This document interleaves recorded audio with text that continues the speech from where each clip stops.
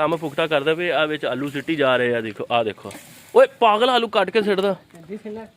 ਲਾ ਲਾ ਆਟਾ ਚੱਲ ਥੱਲੇ ਵੀ ਲਾ ਲੈਂਦੇ ਥੱਲੇ ਥੱਲੇ ਨਾ ਇਹ ਬਹੁਤਾ ਗਿੱਲਾ ਆਸਤਾ ਜੀ ਸੁੱਕਾ ਆ। ਹਾਂ ਇਦਾਂ ਨਹੀਂ ਲੱਗਣਾ, ਮੇਰੇ ਉੱਤੇ ਚੱਕ ਚੱਕ ਲੋ, ਚੱਕਣਾ ਪੈਣਾ ਵਾ। ਕਿਉਂ? ਹਾਂ ਚੱਕ ਕੇ ਕੰਨੀ ਤੇ ਲੱਗਣਾ। ਨਹੀਂ ਨਹੀਂ ਇੱਥੇ ਕੰਨੀ ਓ ਇਦਾਂ ਹੀ ਚੋਸਬ ਕੰਨੀ ਤੇ ਲੱਗਦਾ ਹੁੰਦਾ।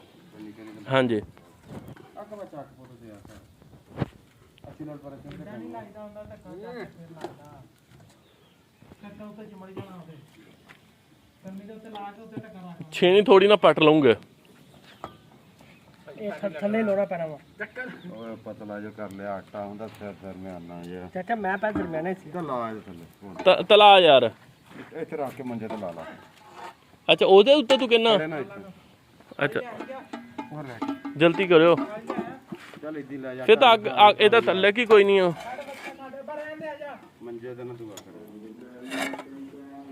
ਮਾੜਾ ਮਾੜਾ ਪਾਣੀ ਲੱਗਾ ਹੁੰਦਾ ਨਾ ਥੱਲੇ, ਫਿਰ ਚਿਪਕ ਜਾਣਾ ਸੀ ਉਹਨੇ। ਆ ਮੁੱਦਾ ਮਾਰ ਨੂੰ ਤੇਰਾ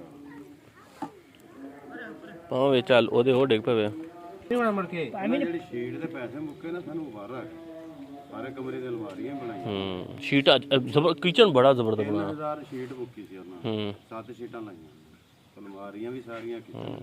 21000 ਬਣੇ।